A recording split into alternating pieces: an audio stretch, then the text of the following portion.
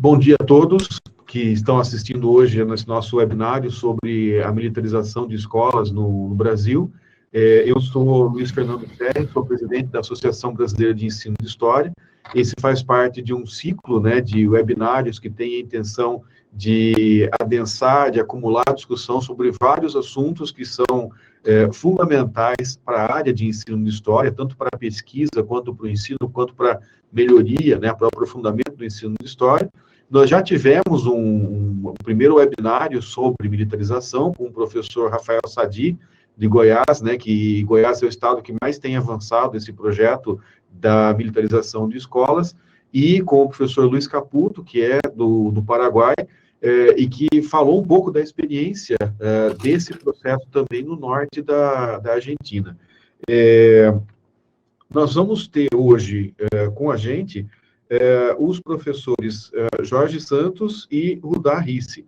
O Jorge Santos é professor da Secretaria de Educação do Distrito Federal desde 2009, é doutor em História pela Universidade de Brasília e desenvolve pesquisa na área de ensino de História. Além disso, ele trabalha com... Então, você diz que deu um probleminha aqui na minha colinha. Trabalha com a relação entre história e memória na valorização da história local em sala de aula. Esse trabalho de pesquisa ele foi dilacerado pela militarização da escola em que o professor Jorge trabalhava. Bom dia, Jorge, tudo bom? Bom dia, professor. Bom dia, professor Rudá. Bom dia a todo mundo que está assistindo. Conforme foi a apresentação, eu sou um professor que sofreu esse processo da militarização, Tive o meu trabalho dilacerado pela imposição da militarização que está avançando aqui no Distrito Federal. Perfeito.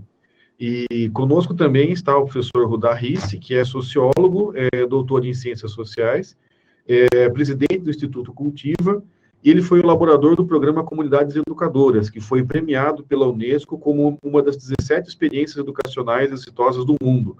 Ele é autor de Nas Ruas, sobre 2013, e Conservadorismo Político em Minas Gerais. Ele é autor do capítulo sobre militarização das escolas brasileiras, no livro Educação contra a Barbárie, da editora Boitempo, agora de 2019. Bom dia, professor Rudá. Bom dia, Luiz, bom dia, Jorge, e aos que estão entrando agora, que eu estou vendo na nossa sala.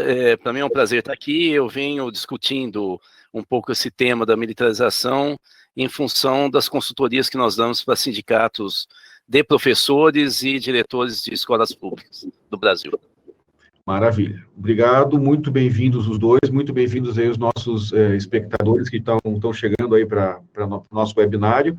Esse tema da militarização das escolas, ele é importante para a educação em geral, evidentemente, mas ele tem uma importância especial para a área do ensino de história, porque ele acaba envolvendo algumas questões que são caras para quem pesquisa e para quem lida com o ensino de história.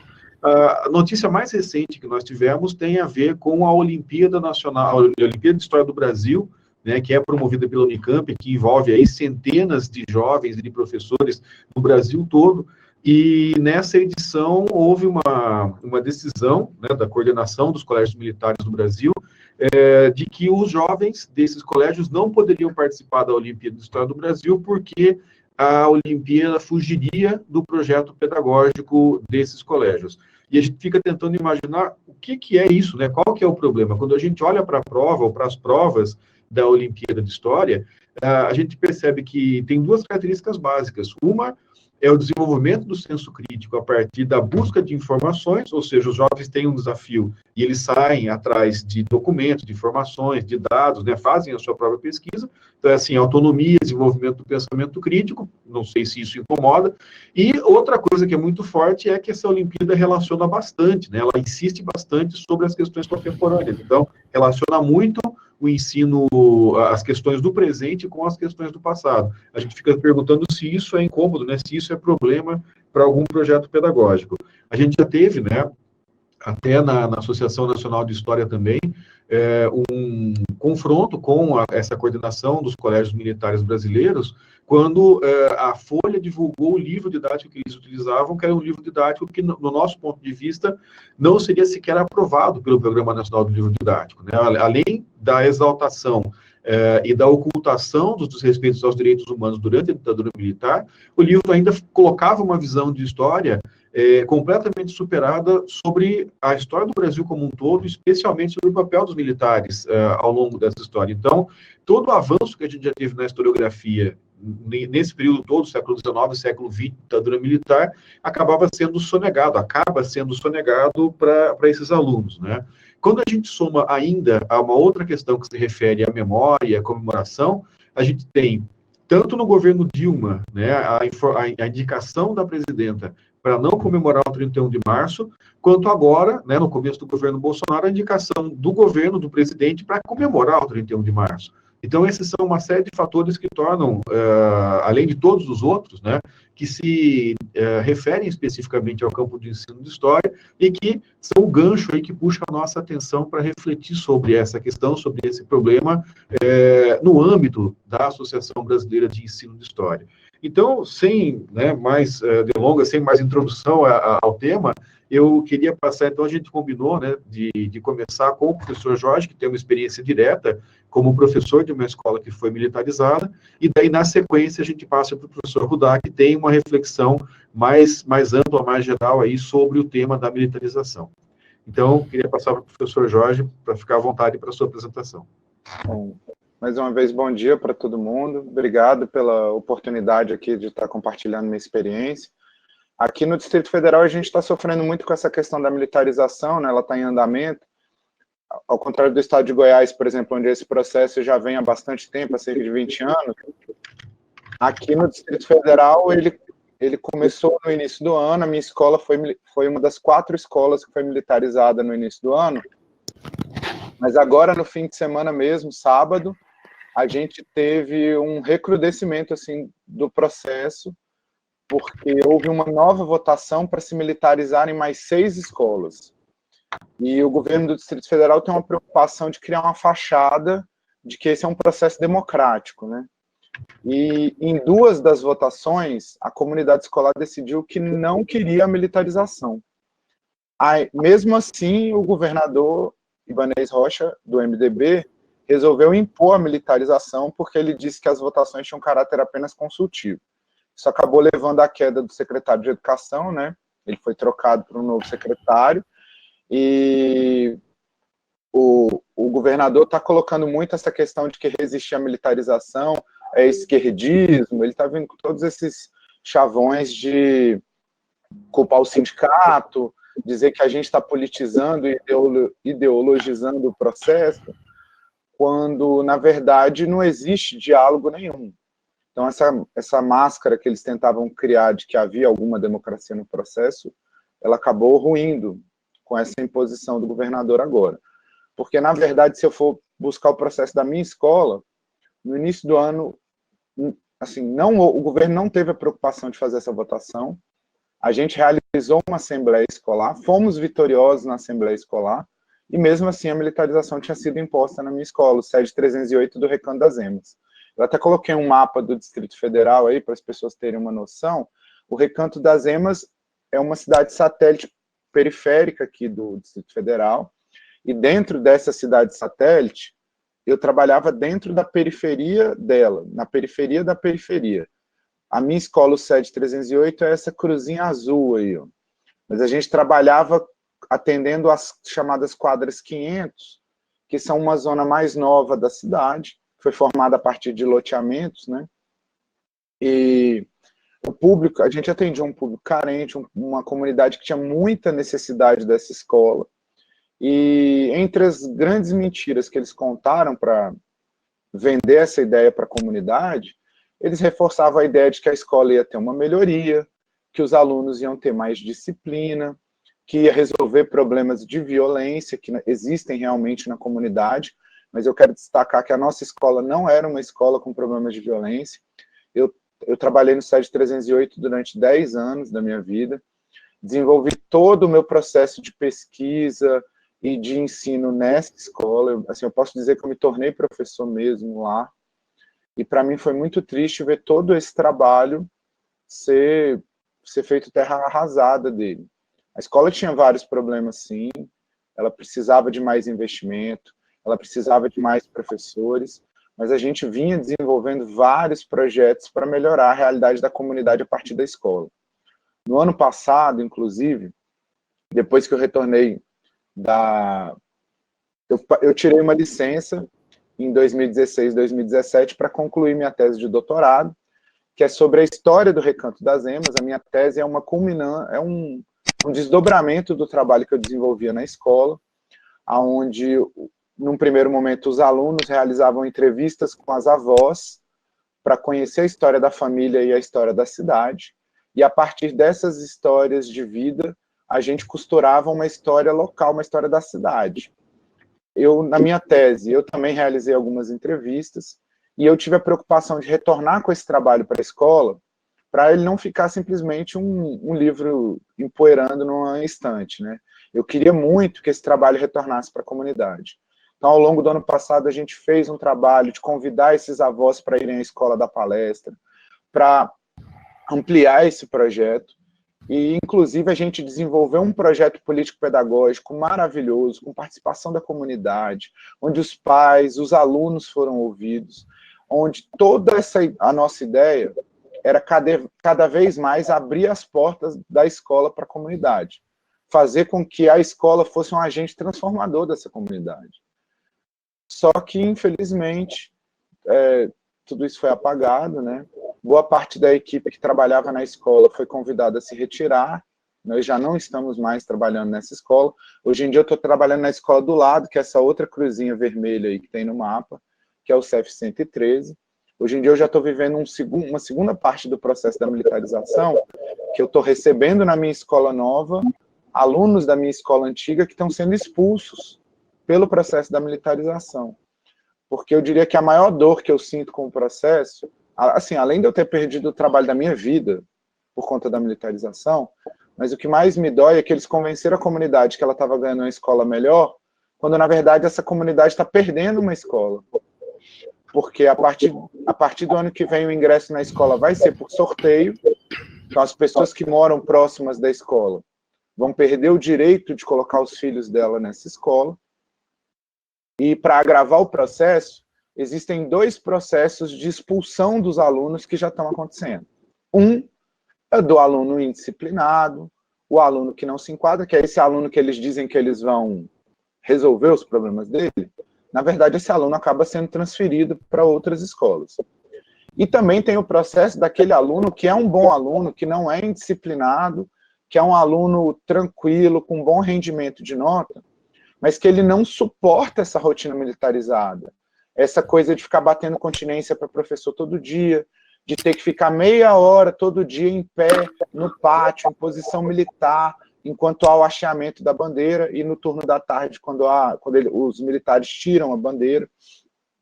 Há uma vigilância total da rotina da escola. Então, enquanto eles prometeram melhorias materiais, nenhuma dessas melhorias aconteceu. A única coisa que eles fizeram foi pintar a escola toda de branco, para até apagar um pouco do que era a escola anterior. Eu falo muito que a escola que existia antes morreu, não existe mais essa escola. E essa escola nova que eles estão tentando instituir lá, ela é uma escola baseada na vigilância. Então, assim, muitas vezes os professores compram a ideia do projeto pensando, vai facilitar a minha vida, vai disciplinar os alunos. E esses professores não percebem que é a rotina toda da escola que vai ser disciplinada. Vai ser um PM circulando no corredor, mandando o professor levantar, não deixando fechar a porta da sala, porque tudo precisa ser vigiado e controlado. Então, assim, a rotina, ela é sufocante para todos os membros da comunidade escolar, sejam eles pais, estudantes, professores ou funcionários. Isso precisa ser dito. A segunda coisa é que eles vendem a ideia de que é possível haver uma separação entre o pedagógico e o disciplinar da escola. E, na minha opinião, é uma falácia essa dicotomia. Não existe como a gente trabalhar a disciplina na escola, e disciplina é importante. A gente precisa pensar que disciplina militar não é o único tipo de disciplina que existe. Então, assim, para desenvolver a disciplina, para melhorar a convivência desses alunos, para melhorar o respeito deles pela diversidade, pelos direitos humanos, é preciso que isso esteja inserido no trabalho pedagógico da escola, no projeto político-pedagógico da escola. Então, assim, foi uma coisa muito triste, está sendo uma coisa muito triste para todos nós. Como eu falei, eu estou em outra escola agora, porque eu fui convidado a me retirar. Os alunos que eu estou recebendo na minha escola nova, todos eles trazem relatos de quão sufocante era esse processo de estudo lá no SED 308. O processo, infelizmente, continua avançando, mas as resistências estão se formando também, como aconteceu na votação agora do último sábado.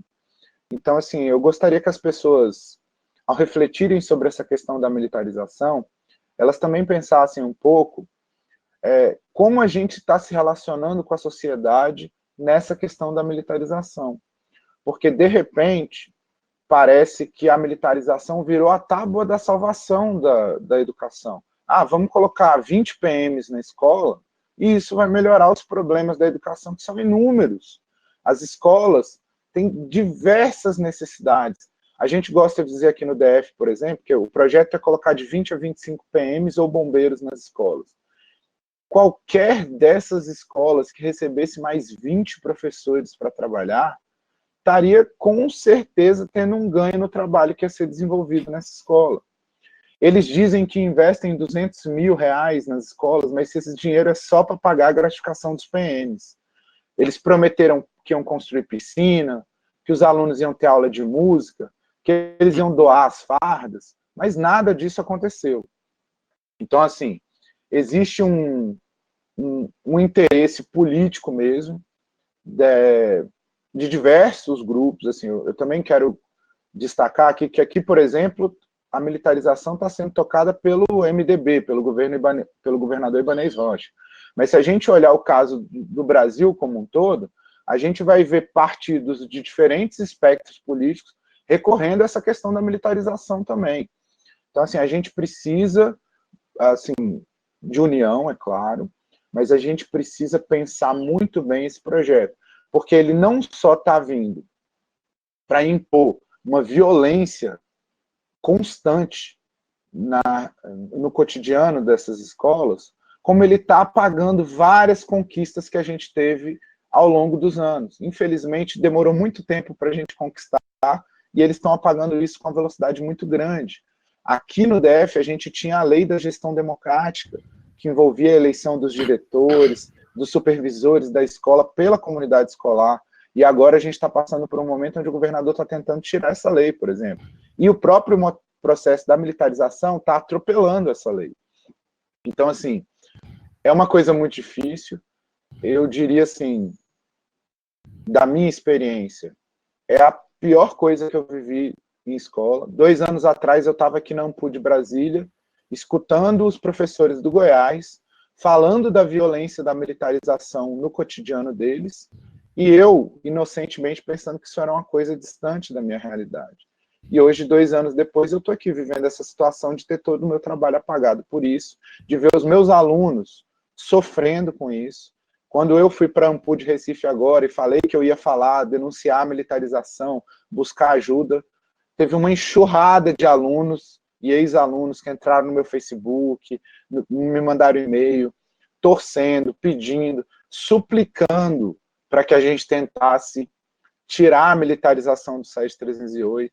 E, infelizmente, eu tive que falar para eles, olha, eu estou na luta para tentar evitar que outras escolas sejam militarizadas e outras pessoas passem pelo que a gente está passando. Mas eu mesmo reconheço que é muito difícil desfazer essa militarização que está acontecendo. Então, eu peço até desculpa, porque eu me entristeço, é algo muito pessoal mesmo, é uma vivência assim que está... Eu passei assim, os primeiros semestres todo numa depressão profunda, tenho vários colegas que estão afastados por questão de depressão, como desdobramento desse processo. Então, eu espero que quem possa nos escutar tenha consciência que o processo ele está cada vez mais forte e ele ainda vai se alastrar bastante. Então, se não houver uma organização, uma resistência, uma ocupação da rua, do espaço da escola, um embate no cotidiano mesmo, vai ser muito difícil a gente continuar resistindo a tudo isso. Eu acho que nas próximas partes eu posso falar melhor, mostrar até outras imagens que eu trouxe. Vou aqui só rapidamente mostrar uma imagem aqui, ó. Essa é uma imagem da escola na época que eu trabalhava, antes do meu doutorado, tá? Esse era o pátio da escola. Aqui já é depois do meu retorno do doutorado, num desses dias que a gente levava os avós para fazerem apresentações e falarem sobre a história da comunidade, uma valorização dessa relação entre história e memória e da história local.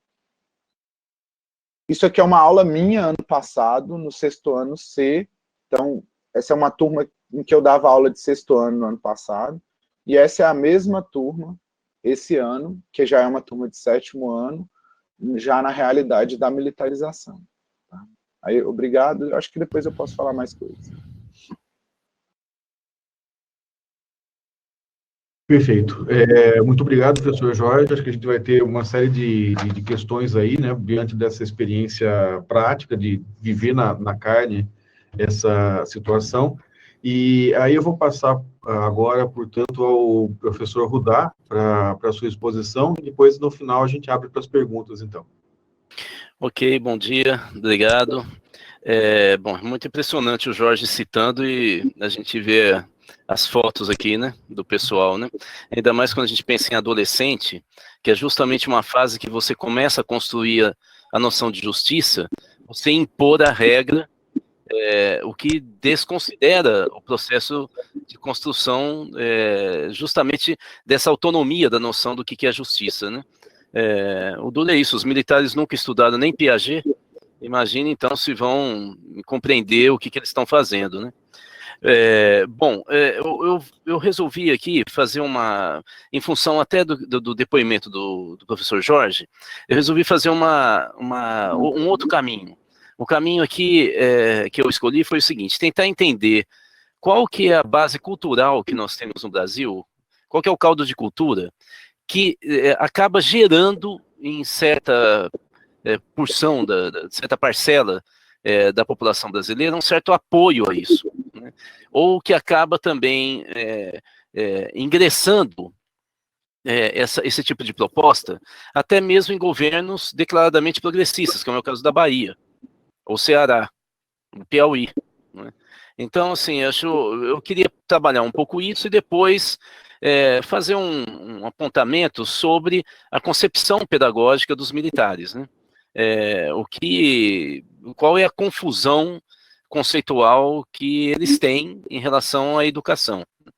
Bom, em relação à primeira questão, que é um pouco qual que é esse substrato cultural, né, de valores e de certa identidade que a população brasileira, ou parte da população brasileira, tem com a educação, eu queria destacar aqui 4 itens. O primeiro é que eu acho que há uma falha histórica no Brasil em relação a uma socialização do que se trabalha como educação pública ou educação profissional junto à sociedade. A sociedade desconhece o que é educação.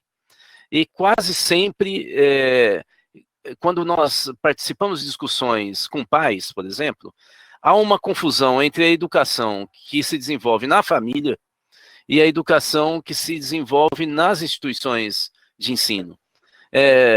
Quase sempre se fala da experiência pessoal. Aliás, isso aí é um vício de raciocínio quase sempre no Brasil. As pessoas, eu venho falando o tempo inteiro, olha, tem que ter um pouco de cuidado de falar assim, não, na minha experiência pessoal, lá no meu trabalho, todo mundo pensa assim.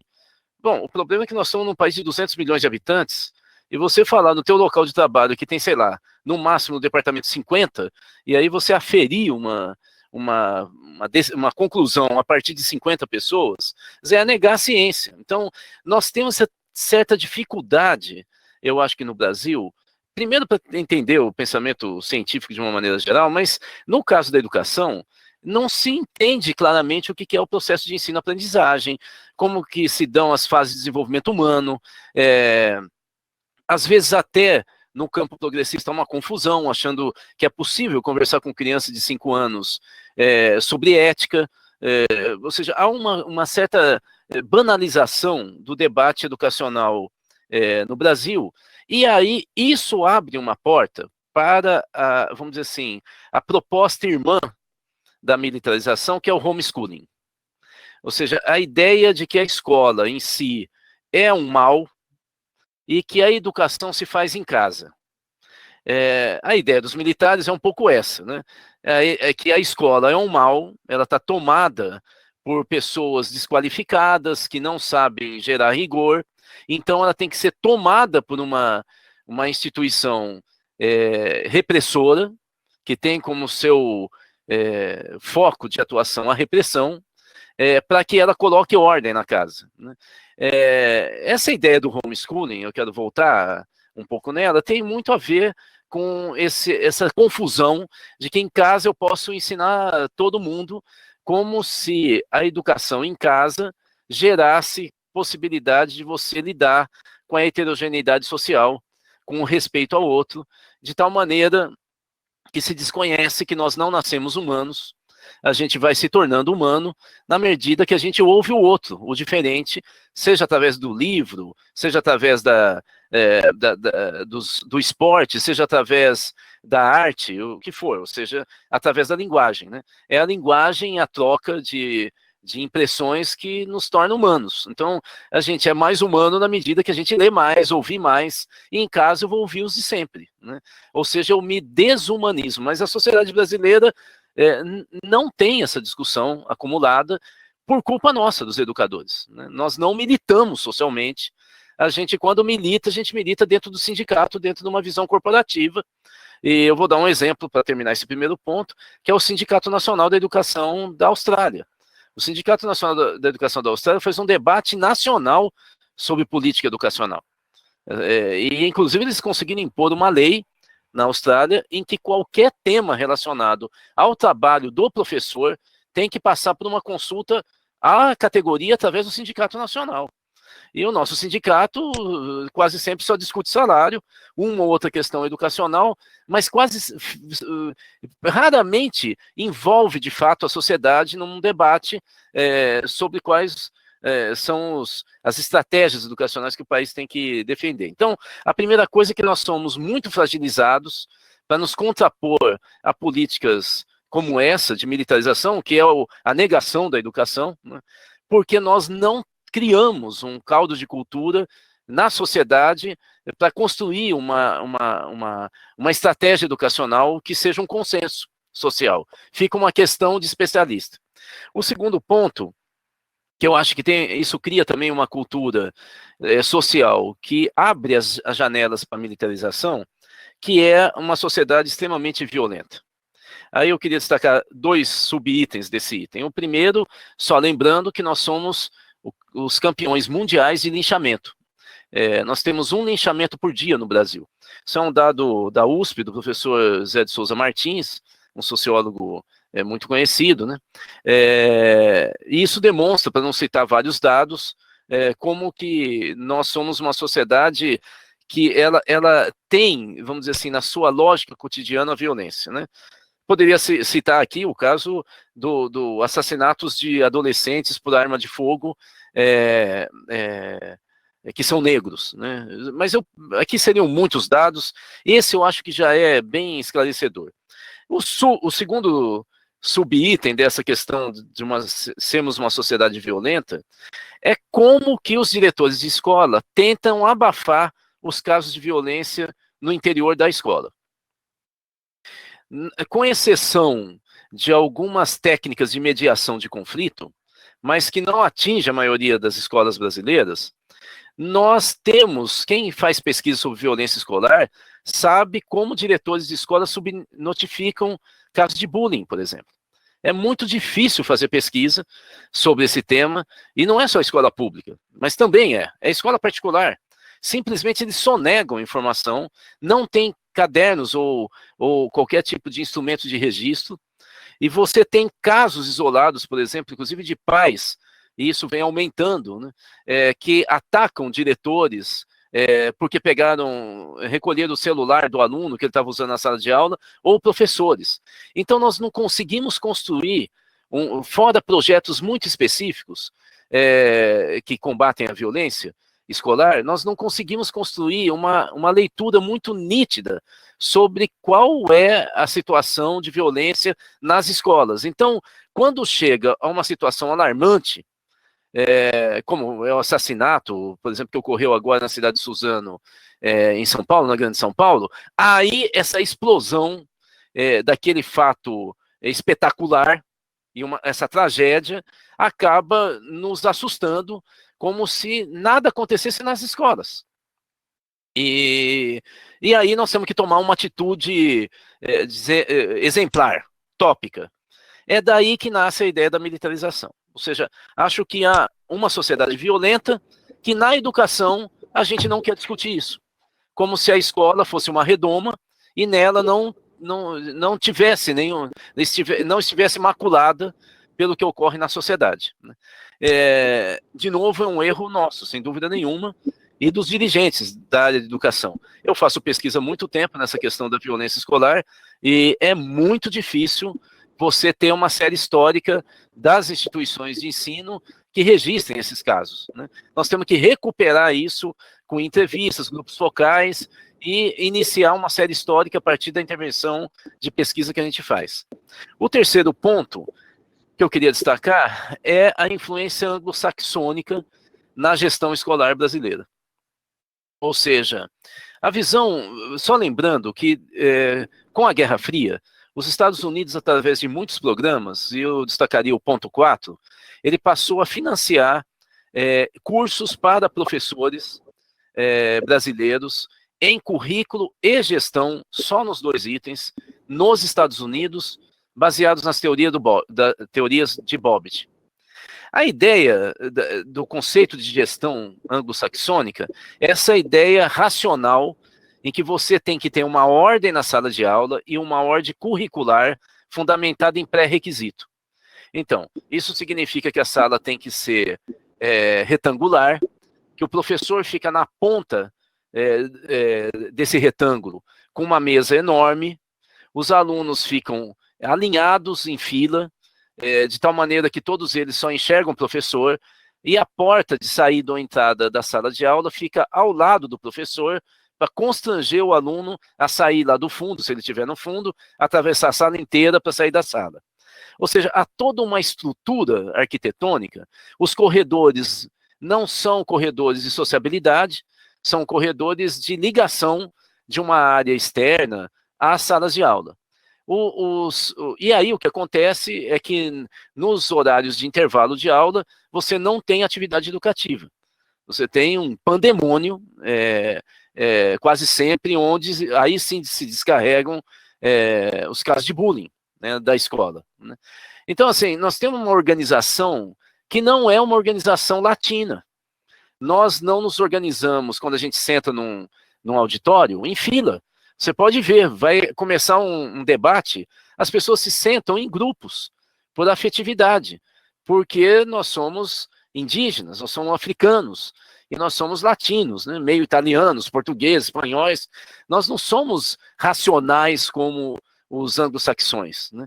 Mas a escola brasileira é assim. O que eu estou querendo dizer é que a estrutura escolar, o modelo de gestão, abre as portas para que a gente não estranhe tanto quando vêm os militares. Eles só exacerbam no espetáculo da organização. Mas as escolas brasileiras, raramente elas têm espaço para fazer o que o professor Jorge mostrou na foto. Ele tem que sair da sala de aula, ir para um pátio. Nós não temos uma estrutura arquitetônica em que as salas de aula são coadjuvantes dos espaços coletivos. Então, isso eu acho importante a gente frisar, porque a gestão e administração escolar brasileira conflita com os conceitos pedagógicos que estão, por exemplo, na LDB. Isso que eu acho que é preocupante. Os professores têm que driblar a gestão administrativa autocrática que nós temos, com raríssimas exceções, para poder desempenhar o que as diretrizes curriculares, o parâmetro curricular nacional, a LDB sugerem que tem que ser feito para a formação do cidadão pleno e assim por diante. O último item eu queria, desse bloquinho aqui, sobre o caldo de cultura, que eu queria destacar, é um distanciamento enorme da universidade em relação à educação básica. E isso reforça, na prática, o isolamento do professor pesquisador da educação básica do magistério.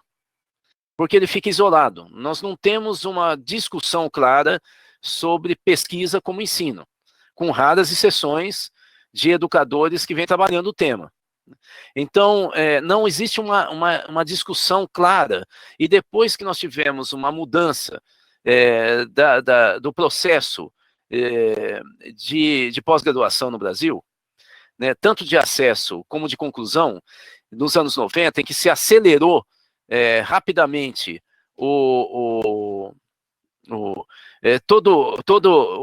a pesquisa para se conseguir o título de mestre, doutor e assim por diante no Brasil.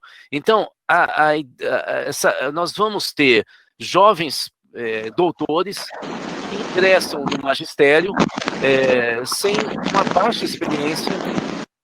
uma baixa experiência de magistério, e de tal maneira que, de novo, as técnicas de gestão são mais fortes do que a pesquisa, do que a construção de conhecimento em sala de aula. Novamente, se a gente volta para práticas de ensino com pré-requisitos e estruturas curriculares engessadas, em que o aluno e o coletivo da escola não são protagonistas do conhecimento, nós, de novo, temos uma porta aberta para visões autoritárias de gestão ingressarem, porque aí o que a gente precisa é melhorar o IDEB. A gente não quer saber por que o IDEB é baixo, ou se as questões do IDEB são corretas, ou se é mais uma avaliação a ser levada em consideração. Isso não é pouca coisa.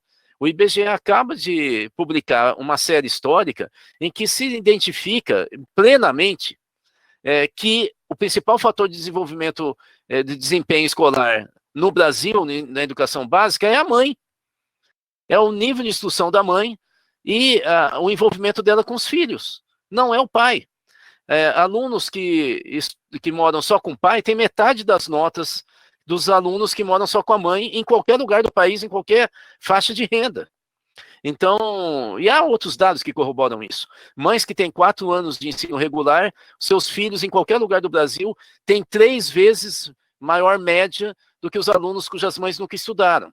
Então, assim, a série histórica é fantástica, e como a universidade não ingressa nesse debate, e como forma também professores que, com raras exceções, não ingressam nesse debate, nós vamos criando uma cultura novamente em que o conceito de gestão absolutamente regulador, ele entra na sala de aula através do currículo, né? Cheio de pré-requisitos, cheio de situações, o índex, né, curricular, livros. Vocês imaginem, em São Paulo, 25% dos municípios de São Paulo adotam apostilas de redes particulares que têm essa concepção, sendo que nós temos uma distribuição dos melhores livros didáticos pelo PNLD de graça. Então, para ter uma ideia do que está acontecendo como uma cultura educacional para a gente chegar a isso. O segundo e último item é a questão da cultura militar para a educação. Eu vou citar rapidamente só 2 questões que eu queria propor e termino aqui a minha exposição inicial. Primeiro é que os militares, por não saberem o que é educação, confundem adestramento, instrução e educação. Eu acho isso importantíssimo, e eles dialogam de alguma maneira com um segmento da educação brasileira, em especial com muitos professores do ensino médio, que há muito esqueceram do que é educar, e eles vêm instruindo para o vestibular, né, ou para o Enem. Então, instrução significa você passar para o outro a resposta a determinada questão. Ou seja, você não desenvolve o raciocínio, inclusive para que o educando descubra outras fórmulas ou outras possibilidades de resposta. Só há uma resposta que é compreendida como a correta. O professor não está preocupado com o circuito mental com o qual o aluno constrói a resposta. Então, ele não consegue interferir na mediação da construção da resposta, ele só vê a pergunta e a resposta final, e ou se encaixa ou não se encaixa na resposta desejada.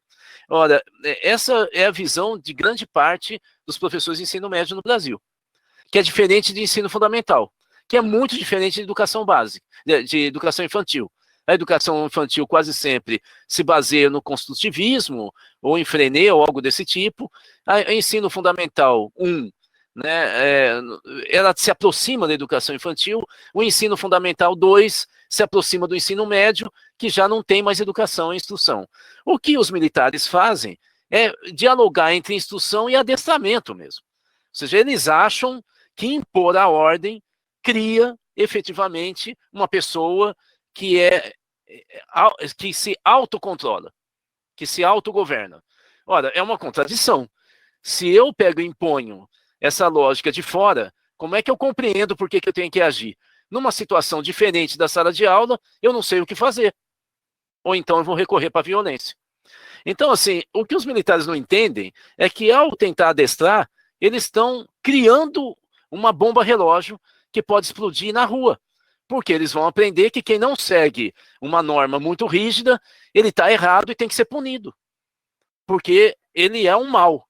Ou seja, ao invés de tentar incutir a paz e o diálogo, eles de cara já incutem a resposta pela violência. É isso que eles estão formando, uma sociedade violenta. Vamos lembrar que essa questão da instrução, em parte, está em Durkheim. O Durkheim com aquela ideia de que o papel da educação é socializar as crianças para o mundo adulto. E essa socialização, dizia ele, tinha que ser feita através de um consentimento da ausência de liberdade. O Durkheim diz isso. A criança tem que consentir que, para ele ser feliz na sociedade dos adultos, ele tem que deixar de brincar, ele tem que deixar de ser espontâneo. O Durkheim diz isso. E o professor ensina isso através da didática. Era isso que Durkheim escrevia no início do século XX.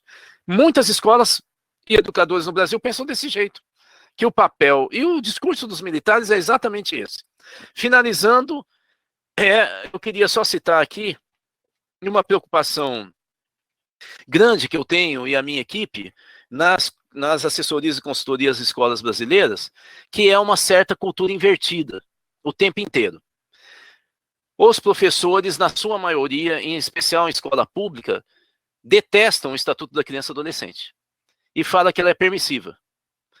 Quando você conversa com o alto comando da PM, eles enaltecem o Estatuto da Criança e Adolescente. Pode uma coisa dessa? Ou seja, lembrem-se que quem vai para a sala de aula na escola militarizada não é o alto comando da PM. Né? É um pessoal que ou está aposentado ou está em alguma atividade como se tivesse readaptado. Né? Então, não é um pessoal qualificado. Então, vamos tentar entender essa situação. Os professores têm uma cultura do desespero que quer uma ação imediata, porque, segundo o MEC, na educação básica brasileira, o professor demora 20 minutos para fazer a chamada. Tal a confusão que tem dentro da sala de aula. Nós não estamos debatendo isso, porque isso tem a ver com a mudança do perfil da família no Brasil, que cada vez tem menos tempo de convívio com os filhos, e a gente continua com aquela escola do século XX, a não ser professores que assumem um papel de Dom Quixote, né, e tentam por si só criar uma alternativa na sala de aula, ou no pátio da sala, da escola. Mas enquanto projeto estratégico da educação, nem escola, nem Secretaria de Educação, nem Ministério da Educação discutem a realidade sufocante que um professor tem na sala de aula. E aí, obviamente, que o desespero do professor acaba, no final das contas, dizendo que qualquer tipo de ação socioeducativa ou projeto curricular integrador ou holístico, isso daí é conversa para boi dormir, coisa de invenção de pós-graduado em pedagogia que não sabe o que é uma sala de aula. Então, eu estava querendo trazer aqui para a nossa discussão uma série de elementos que eu acho que a gente raramente discute e que estão, vamos dizer assim, na antessala da militarização. E se a gente não resolver, a militarização acaba se expandindo no Brasil como uma solução viável e imediata para resolver o problema da violência e da indisciplina. Eu acho que nós estamos errando, nós educadores, porque nós não estamos enfrentando a questão da violência e da indisciplina de frente. A gente está enfrentando de lado, e isso abriu espaço para esse pessoal que não sabe o que é educação tentar caminhar para a nossa área e fazer esse trabalho que é um desastre e que vai custar caríssimo para daqui 10, 20 anos, para a gente conseguir lidar com a diferença no Brasil. Já é ruim hoje. Imagina daqui 20 anos, um menino que acha que ele é patriota se ele cantar o hino nacional. E depois ele sai na rua, vê um pedinte e ele xinga ou põe fogo. Ou seja, esse absurdo que os militares estão ensinando. É isso, gente. Ok, muito obrigado, Rudá. Acho que temos aí uma série de questões relevantes e significativas, tanto da apresentação do Jorge quanto do Rudá, para que a gente possa fazer uma discussão a partir de agora. E eu queria pedir para quem está assistindo, né, se quiser fazer perguntas, fazer aí no chat. E eu já, enquanto isso, eu já queria colocar algumas considerações para a gente pensar juntos. A primeira delas vai um pouco no sentido de como terminou a fala do Rudá, que é projetando, né? Vamos imaginar aí que a gente ainda tem um bom tempo em que a militarização vai avançar. Eu acho que ela tem um limite para avançar, que é a questão de quanta gente, quanto pessoal a polícia, o exército, né, esses vários setores militares têm para colocar nessa função, porque se a gente for parar para pensar, enquanto eu estou militarizando, sei lá, uma escola em cada 50 ou 2 escolas em cada 50, eu vou ocupar uma certa quantidade de escolas. Entretanto, se essas experiências forem, pelo menos inicialmente, bem-sucedidas, eu tenho uma pressão para que isso aumente. E eu diria assim, se dobrar ou triplicar a quantidade de escolas, quer dizer, se elas chegarem ali a 6%, 7% das escolas do país, eu já não tenho mais pessoal militar para dar conta disso, sem começar a comprometer a função primária, por exemplo, do Exército ou da Polícia, que é cuidar de segurança interna ou cuidar de segurança externa, né? Então, existe um limite para a militarização. E esse limite esbarra no próprio cumprimento da função primária da polícia ou do exército. Olhando na rede de computadores, no YouTube, eu já cheguei a ver algumas situações de militares criticando os professores, dizendo, olha, a nossa alternativa é melhor, porque o que vocês fizeram até agora não deu resultado. Veja como é que estão os índices educacionais, veja como é que está a violência na escola, etc., etc. Como que, reduzindo os problemas da escola, a competência dos professores ou dos gestores. Só que esse discurso, ele pode ser invertido, né? A gente pode falar o seguinte, olha, a gente vai ocupar a função da polícia com professores, quer dizer, a gente vai começar sei lá, educacionalizar os quartéis, que seria o inverso, né, da militarização de escolas, porque vocês não, veja, o índice de criminalidade só aumenta, assassinatos não resolvidos, tráfico de drogas, etc. Quer dizer, essa argumentação que a gente acaba escutando, ela, em tese, não serve, ela não resolve, né, o problema no longo prazo. Então, esse é um dos limites, né, desse processo da militarização.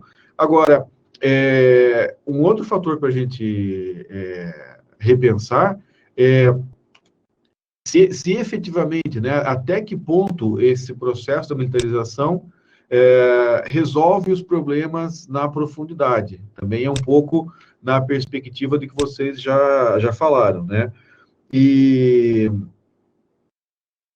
a pergunta, acho que assim, não seria também uma pergunta, mas uma reflexão.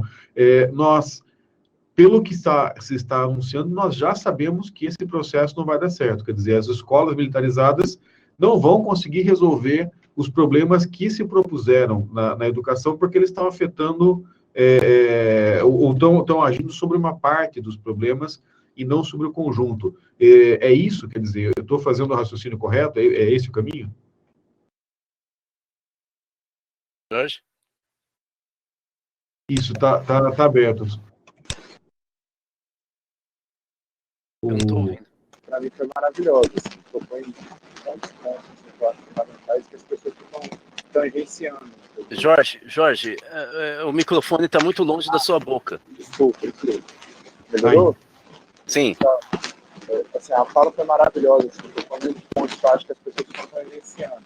Então, assim, a gente tem que ter uma dimensão que a militarização, eu concordo, acho que ela tem fatores que limitam que ela se desenvolva mais rapidamente. Aqui no Distrito Federal, por exemplo, o plano do governo é militarizar 40 escolas até o final do governo, de um universo de 697 escolas. Mas, ao mesmo tempo, eles vão colocando esse projeto como o modelo ideal. Né? Eles vão vendendo essa ideia para as pessoas, de modo que as pessoas vão pensando, por que não tem uma escola militar perto da minha casa? Principalmente, né, e assim, nas áreas da periferia, né? Eles não estão militarizando as escolas da classe média. Eles estão militarizando as escolas, principalmente, das pessoas pobres que moram na periferia. E, muitas vezes, os professores que, ao invés de conhecer os seus alunos, a realidade deles, se envolver com isso, tentar transformar essa realidade desses estudantes, que é pautada pela violência o tempo inteiro, muitas vezes a realidade, o espaço da escola é o espaço onde esse menino tem um ambiente mais tranquilo da vida dele. Ainda que a escola tenha, sim, diversos problemas. Mas, assim, a maioria dos meus estudantes, a mãe, que quase sempre é a mãe, né? A maioria dos lares são ausentes. Na minha tese de doutorado, por exemplo, eu reuni ao longo dos anos 1.539 trabalhos de alunos sobre a história das avós. 81% dos trabalhos são sobre as avós. Tem pouco trabalho sobre os avós. Porque na maioria desses lares, são lares chefiados por mulheres. Então é a mãe e a avó que estão presentes nesses lares. E são mulheres que passam 2 horas no transporte público para chegar no trabalho, para passar 8, 10 horas trabalhando, para passar 2 horas de novo para voltar para o Recanto das Emas, na periferia, e para chegar em casa 9, 10 horas da noite. E ainda se cobra que essa mulher vá cuidar do lar, fazer comida, arrumar a casa e cuidar da educação dos filhos.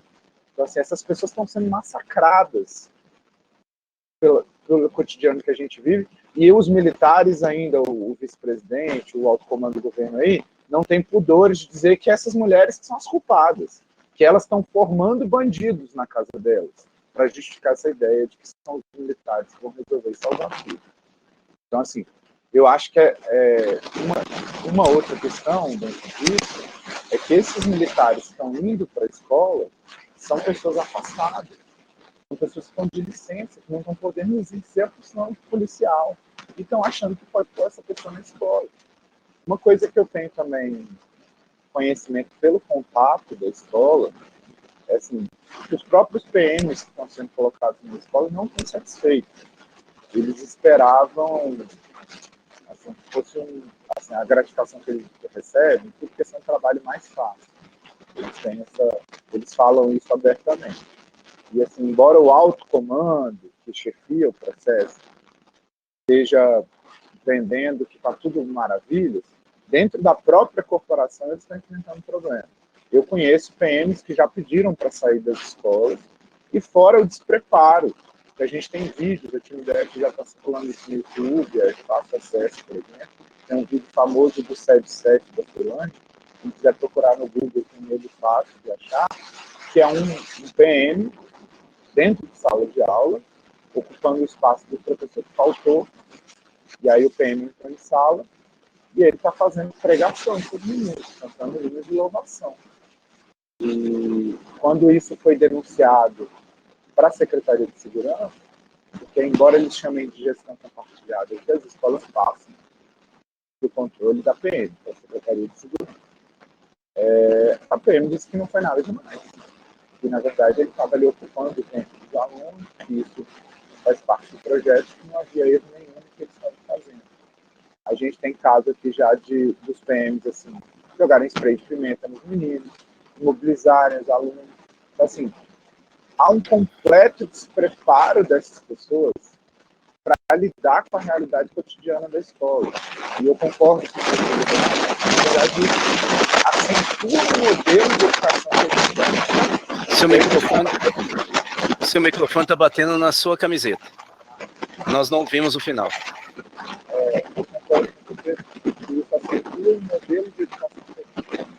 Na verdade, não só do ensino médio, os professores, eles estão muito mais preocupados em esgotar conteúdo, e a gente talvez já tenha até um ponto de contato com a BNCC, né? Esse modelo da BNCC transformado, onde há essa ideia de se esgotar o conteúdo, e pouca preocupação em trabalhar o ser humano, preparar as pessoas para respeito pela diversidade, respeito pelos direitos humanos. Assim, a gente está vivendo um momento, uma sociedade, de forma geral, onde as pessoas estão buscando respostas violentas. As pessoas estão exaltando o assassinato de pessoas que infringem a lei, porque elas não entendem que pode haver uma recuperação dos indivíduos. Então, assim, eu acho que esse modelo todo, ele está avançando. Embora a gente entenda que ele tenha limitações, é óbvio que eles não vão conseguir realizar todas as escolas, mas se a gente pegar, por exemplo, o projeto do Goiás, que está bastante avançado, se eu não me engano, já são 69 escolas militarizadas no Goiás, isso já está causando um impacto muito grande no desenvolvimento da cidade de Jorge, só segura o microfone do fone, tenta segurar ele próximo da boca, porque ele está raspando, e aí a gente fica pegando a interferência. Desculpa, porque eu fico me mexendo. Isso, se você Aí pudesse fica mexer batendo, menos, e aí segurar o microfone, assim a gente fica melhor. É porque às vezes a voz está muito distante, às vezes a gente só ouve o barulho raspando na tua camiseta. E a gente não ouve tua voz. Tá melhor agora? Agora sim. Perfeito, tá ótimo. Ah, tá. Peço perdão, assim. Tecnologia não é o meu forte. Agora sim, mas eu estava falando, no caso do processo do Goiás, está bastante. Assim, ele já é um processo de mais longo prazo, né? O negócio no DF. O Goiás tem 20 anos que não está dizendo escola. E já temos, se eu não me engano, 69 escolas militarizadas no Goiás. Inclusive, na época que militarizaram a minha escola, vieram coronéis de Goiás para apresentar porque o projeto deles era o ideal para implementar aqui. E lá, eu tenho um colega da minha escola militarizada que trabalhava na escola militarizada de Anápolis. E ele falava para a gente o tempo inteiro, galera, não acha que essas pessoas aqui do Recanto das Emas vão continuar estudando nessa escola. Meninos que chegam na minha escola de Anápolis para estudar, eles chegam de Hilux na escola. Assim, vai se virando uma escola para filho de PM, para filho de professor. A comunidade que mais precisa dessa escola também vai sendo expulsa dela. Então, assim, há uma preocupação de disciplinar essas pessoas, mas também há uma preocupação de excluir essas pessoas da escola. Tá? Então, assim, eu acho que o modelo tem fatores externos que servem para limitar ele, mas eu acho que o impacto da ideia de modelo, a ideia de, tem que ser desse jeito, ele é mais profundo. Porque, embora daqui a pouco não tenha PM para colocar em todas as escolas, vai se levar para essas escolas assim, o ideal é esse. Então, vamos copiar isso na medida do possível. Ainda que faltem PMs para estarem aqui, vamos impor uma disciplina que se inspire nisso. Então, eu acho que assim, a gente também tem que pensar que nesses anos que vão vir, ainda que eles não consigam colocar PMs em todas as escolas, cada vez mais eles vão afirmar essa ideia do hastear a bandeira, cantar um hino, hora cívica, como o ideal que a educação deve buscar. Inclusive também para valorizar essa ideia do homeschooling. Para falar, olha como todas as escolas são falhas, a gente não consegue resolver todas. Vamos criar essa salvação que é você educa seu filho em casa. Opa! tomando meu suquinho aqui. E você tem alguma coisa para complementar? Principalmente, eu não sei se você tem essa informação, porque, embora seja relativamente novo, esse processo de militarização já tem algum tempo acontecendo no Brasil, né? Então, Sim. A gente já deve começar a ter algum balanço dos problemas desse tipo de alternativa. Sim, bom, vamos só lembrar, se essa fosse a saída, por que as escolas, as redes particulares não adotam? Por que só em escola pública? Porque as redes particulares têm casos gravíssimos de uso de droga. Por exemplo, nós tivemos aqui em Belo Horizonte alunos de ensino médio de uma escola de elite aqui de BH que agendaram algum tempo atrás uma guerra dentro de um shopping na região de Savassi, que é uma região de comércio também elitizado de Belo Horizonte. Eles agendaram o confronto com alunos de outra escola lá dentro do shopping. Então, assim, e por que não se adota a militarização para a escola particular? Qual é da onde que vem a diferença, né? Então, assim, o fato é que nós temos uma interferência de uma concepção militarizada para a ação do Estado brasileiro, em todas as áreas. Em área social, vocês estão vendo o que está acontecendo na questão do meio ambiente, ou seja, e aí entrou a educação. O problema é que a educação brasileira, o ensino público, que nós estamos falando, portanto, de bilhões de reais, né, ela também está sendo disputada pelas as empresas privadas. Né? Então, há uma disputa de EAD, que se alia com homeschooling, porque se os alunos vão estudar em casa e os pais não têm tempo ou não têm qualificação, eles vão ter que comprar pacotes de empresários para poder dar aula em casa. Né? Mas, ao mesmo tempo, tem a questão da militarização, e aí começa a entrar as grandes empresas ligadas a banco, que se associam à ideia da militarização, ou às vezes não, nem independem, para incluir processos de matriz curricular em função da orientação da BNCC. Ou seja, como a Base Nacional Comum Curricular sugere 40% do currículo tem que ser local, tem que ser uma produção local, aí as prefeituras estão contratando empresa para fazer. Então, o que eu estou querendo dizer é que as escolas públicas se tornaram um grande mercado para empresários que, de alguma maneira, se aliam ou estão em paralelo com a militarização, porque nós estamos desqualificando o nosso pessoal de carreira da área de educação. Esse é o objetivo. Né? É terceirizar, acabar com o serviço público, o professor acabar caindo fora da escola, porque ele não tem nada que fazer em escola pública. Então, o que eu queria aqui ponderar é que, do ponto de vista educacional, é evidente que vai ser um fracasso. Do ponto de vista da formação social, também. Agora, nós temos que esperar um pouquinho mais para a gente começar a ter esses dados em outros estados, porque nós temos, se você colocar em qualquer sistema de busca agora na internet sobre militarização das escolas do Brasil, você vai ver um monte de tese, mas muitas teses já, sobre o tema. E todas elas caminham na mesma direção, que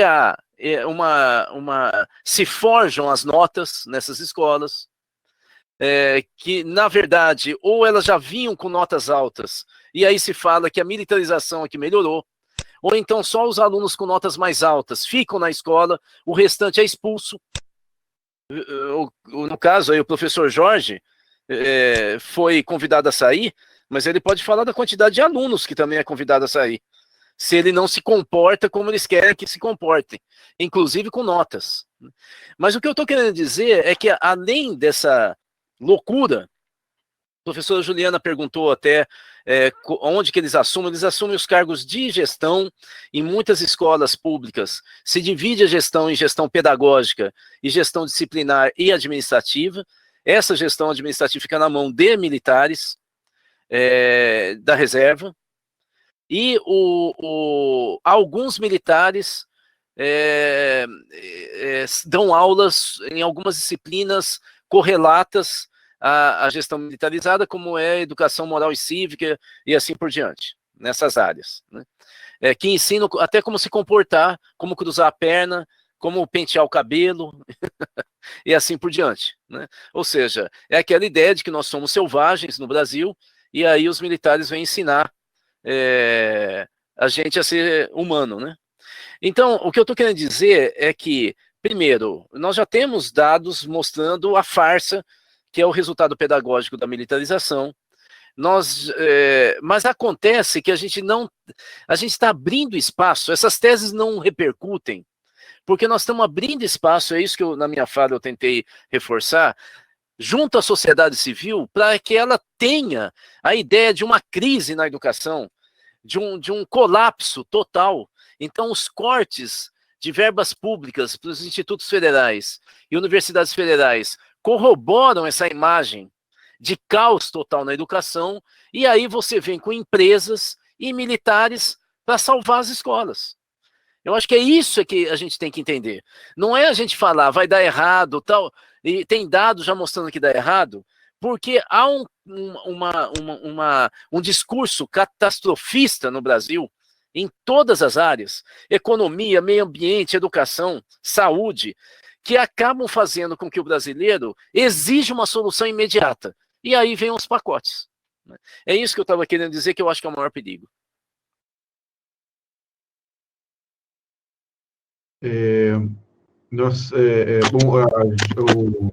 O Jorge já respondeu ali no chat, né, a questão da Juliana sobre a questão das escolas.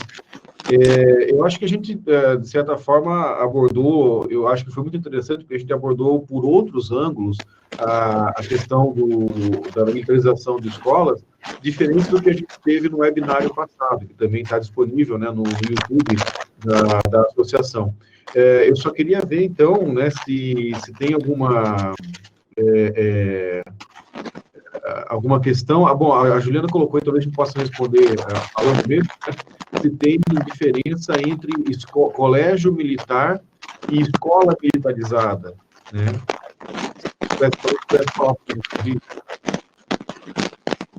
Jorge, de novo, problema no microfone. Então, estou tentando arrumar aqui. Não, mas olha, a preocupação não é o fone de ouvido, é o microfone. Se você segurar nele, ou ele bater na tua camiseta. Eu olho de um lado e mexo do outro, desculpa. Eu estou achando que é a própria fio, a própria conexão do... É o fio, né? É o fio. Veja só que está bem conectado. Né? Aí, parou. Mas eu acho que ele desligou. Deixa eu responder rapidamente. Há uma diferença, sim. As escolas militarizadas são as escolas regulares, no caso, na quase totalidade, escola estadual, e que elas são, os militares assumem o que eu disse, assumem parte da direção, impõem um currículo disciplinador e assumem algumas disciplinas. O restante, a escola continua funcionando como funcionava antes. Claro que muda totalmente o perfil da escola, mas ela continua sendo escola pública, né? Em alguns casos tem uma diretora da área pedagógica, né? A escola militar é demilitar, né? Aí é outra concepção, são militares, né, que comandam, não é uma escola regular, né? Aqui no caso do BR, uma das professora Catarina Santos, da Faculdade de Educação do BR. Não está dando para ouvir, Jorge.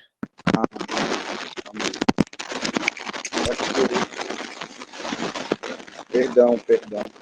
Melhorou? Dá para ouvir agora? Agora sim. Então, a professora Catarina Santos, aqui da UNB, da Faculdade de Educação, ela até não gosta de falar no termo militarização para não misturar esses dois modelos de escolas militares. Né? Ela prefere falar que está acontecendo uma PMização das escolas. Que assim, eles vendem, inclusive, a ideia para a comunidade de que essa escola que está sendo militarizada vai alcançar esse modelo desses colégios militares tradicionais que a gente conhece, que são escolas com investimento por aluno altíssimo, que são escolas que têm seleção para ingresso, prova, tipo um vestibularzinho. Então, assim, elas já são escolas para um público muito restrito, e escolas, assim, com com a qualidade material de estrutura dentro da escola, muito acima da média das escolas públicas. Aqui no DF, por exemplo, no IDEB, em todas as avaliações nacionais, são as escolas públicas que ficam com as melhores notas, são esses 2 colégios militares tradicionais que a gente tem aqui. Um dos bombeiros e um da polícia. Então, assim, essas escolas que estão sendo militarizadas agora, há uma promessa que eles vão virar esse tipo de escola, mas na prática só há inclusão dos PMs com essa ideia da separação. Os PMs vão cuidar da disciplina e os professores vão cuidar da parte pedagógica. Por isso,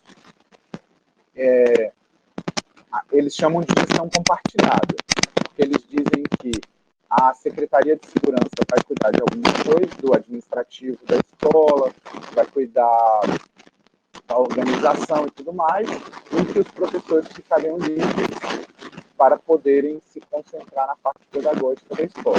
Mas, na prática, o que a gente vivencia é que o controle da escola é todo da Secretaria de Segurança. Aconteceu até uma situação agora, com essa última votação das escolas e a queda do secretário de Educação, que uma das falas do governador foi de que agora ele vai implementar a escola militar de verdade, que agora ele vai militarizar 100%, que agora não vai ser mais gestão compartilhada, o controle da escola totalmente vai ser passado pela Secretaria de Segurança. A gente está até se questionando um pouco o que ele está pensando com isso, porque o que a gente vivencia já é uma militarização 100% da escola.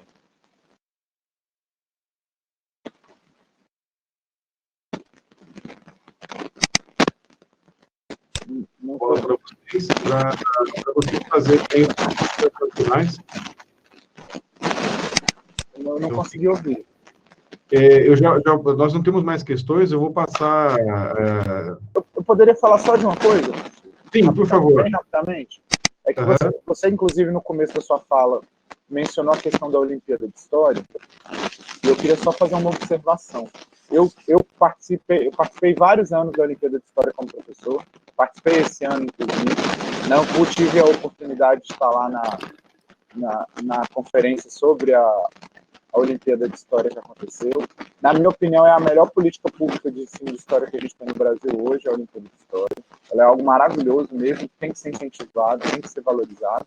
E não acho que eu acho que realmente é justamente por ela ser tão preocupada com a valorização da crítica, da formação dos sujeitos, da diversidade, que ela está sendo reprimida pelos militares. Mas eu estou, inclusive, tentando desenvolver um projeto aqui no DF para incentivar que as escolas participem da Olimpíada de História. Até pensando isso como uma medida que sirva para informar estudantes e professores sobre os perigos da militarização e que existem outros caminhos para a gente repensar a realidade da escola. Eu só queria fazer esse comentário. Perfeito. Então, acho que assim, passo também para o Rudá, né, para alguma questão que eventualmente tenha ficado de fora, alguma complementação necessária, para a gente começar a encerrar, então.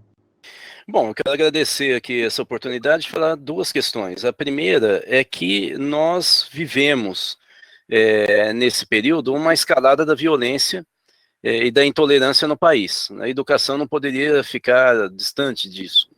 Acho que a solução para que a gente possa barrar a militarização das escolas públicas no Brasil tem a ver justamente com o enfrentamento do autoritarismo no Estado brasileiro, o uso do Estado por interesses privados, de caráter de extrema-direita, né, com alguns traços, como dizem os europeus, fascistas, né, e que nós, de alguma maneira, nos últimos anos, não enfrentamos. Né?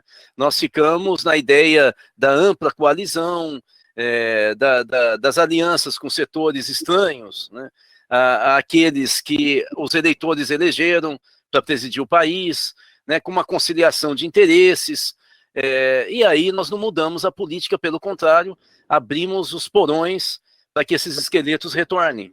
Então, acho que a primeira questão é essa, que nós temos que entender que nós temos que voltar a fazer o debate público, aí para as favelas, aí para as igrejas, a voltar para as escolas públicas, discutir com os alunos, com o movimento estudantil, com os pais nos bairros, fazer o que a gente fazia nos anos 80. Nós temos que defender a democracia.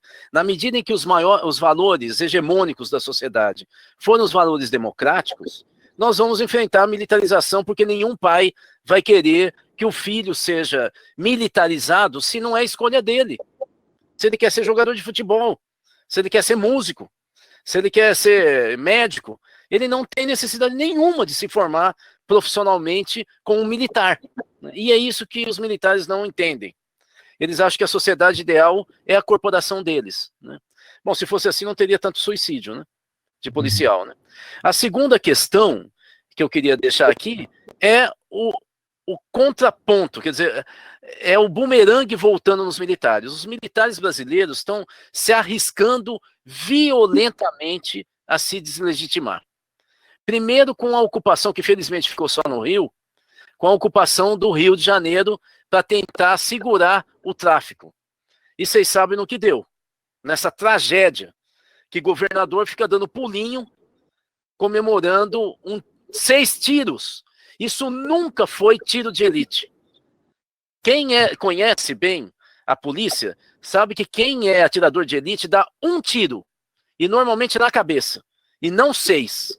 Ali tem alguma coisa muito estranha que aconteceu. Mas o governador deu pulinho. Ou seja, eles estão se arriscando, porque faliu a intervenção dos militares. Faliu no Rio de Janeiro. Tanto que tem que dar 6 tiros num rapaz que sequestra um ônibus.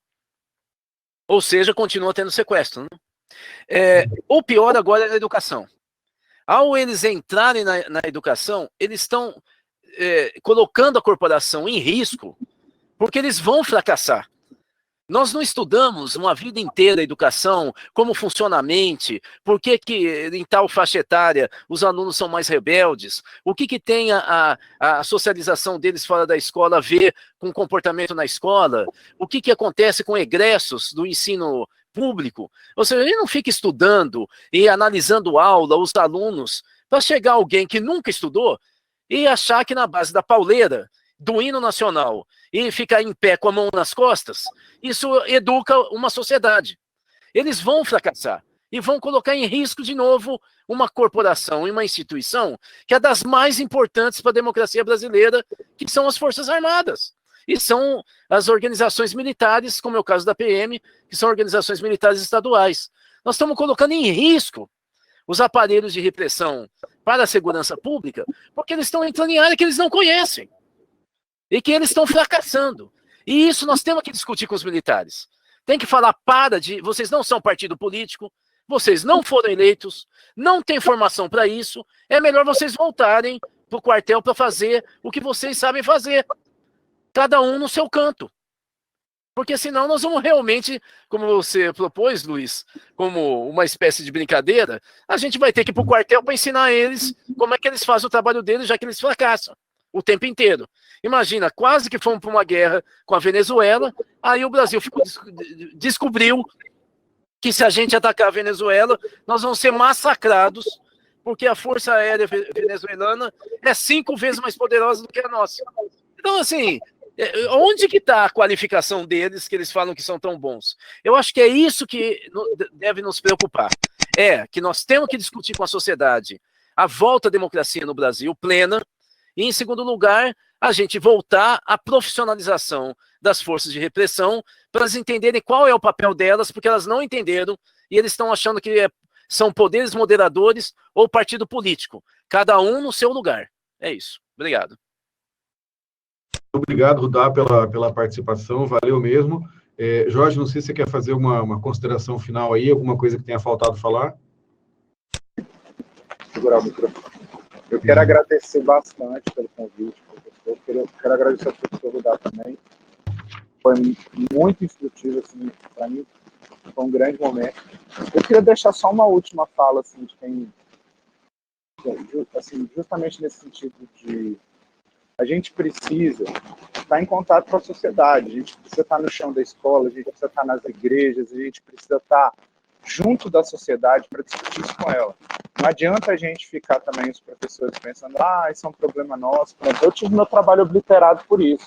Mas hoje em dia eu estou muito mais preocupado com os meus alunos, com os pais dos meus alunos, com essas pessoas que estão perdendo a escola, que elas tinham, que podia ser uma escola cheia de defeitos, mas aquela comunidade tinha uma escola que estava preocupada com ela e estava dialogando com ela. Então, assim, se a gente não for buscar as pessoas, se a gente não sair das nossas salas, dos nossos gabinetes, dos nossos espaços, e for procurar a sociedade para dialogar, eles vão continuar culpabilizando a gente. Porque eu temo, dentro do que o professor Rudal estava falando, que quando o fracasso das forças militares for gritante, ainda mais gritante, eles ainda vão conseguir, de alguma forma, colocar a culpa na gente por isso. Eles ainda vão falar, os professores resistiram ao processo, olha como os sindicatos estão atrapalhando, que é mais ou menos o que o governador do DF está fazendo agora. Então, assim, eles dificilmente, na minha opinião, vão fazer uma autocrítica. E se tem alguém que está me inspirando nesse processo de resistência e de luta que a gente está tendo aqui, são os estudantes. Enquanto eu estou vendo muito professor triste, deprimido, ou então acomodado, falando não adianta, deixa para lá, os estudantes estão indo para a rua, os estudantes estão lutando, os estudantes estão brigando. Então eu acho que a gente precisa lembrar que todos nós somos estudantes. A gente não deixa de ser estudante quando vira professor, nós somos estudantes a nossa vida inteira. Então a gente tem que se inspirar nesses estudantes que estão aí sendo tolhidos, massacrados o tempo inteiro, e a gente tem que se juntar a eles, fazer a nossa parte, ir para a rua, dialogar com a sociedade, buscar esse contato mais próximo que a gente tinha, e que está passando por uma transformação com essa questão das redes sociais e tudo mais. Então, eu acho que a gente precisa realmente dialogar mais com a sociedade, com as pessoas, e se inspirar nos estudantes. Obrigado por tudo, e eu agradeço muito por ter essa oportunidade. Sim. Eu queria lembrar para todos, né, que a ABE, ela tem uma programação de webinários. A gente tem um webinário por mês até o final do ano, para trabalhar com algumas questões que são importantes para a associação, né, a questão do livro didático, a questão de um código de ética para o professor de história, para que a gente possa definir isso autonomamente, não que outras forças da sociedade queiram definir, né, a questão da ética profissional do professor, e assim por diante, né? Como militarização, nós temos vários outros temas que são interessantes. Queria pedir para que as pessoas ficassem atentas aí na página da ABE no Face, no YouTube, né, que a gente vai continuar fazendo esses webinários, que são formas da gente ir aprofundando a discussão, já que a gente está espalhado pelo Brasil todo, né? A gente tem gente aí em todos os cantos do Brasil que estão pensando, estão com necessidades aí de dialogar, de produzir, de refletir. Então, essa é uma iniciativa nesse sentido. Eu quero novamente agradecer, né, aos nossos convidados, o professor Rudal, o professor Jorge. Eu quero agradecer também o NUTEAD, que está dando aí a estrutura para que a gente pudesse ter feito essa transmissão e essa conversa, na pessoa, né, do Guilherme, que é o técnico mais próximo que está ajudando a gente aqui, e também do professor Carlos, né, que é o diretor do Núcleo de Tecnologia e Educação à Distância aqui da UEPG, e agradecer principalmente também quem assistiu, né, quem participou, quem fez perguntas, e quem vai assistir, né, porque a gente vai gravar isso aqui, vai subir no YouTube da ABE, e para quem vai assistir também, pode deixar suas considerações embaixo, que volta e meia a gente vai conversando, vai dialogando, vai acumulando reflexão sobre isso, ok? Então, muito obrigado a todos e até a próxima.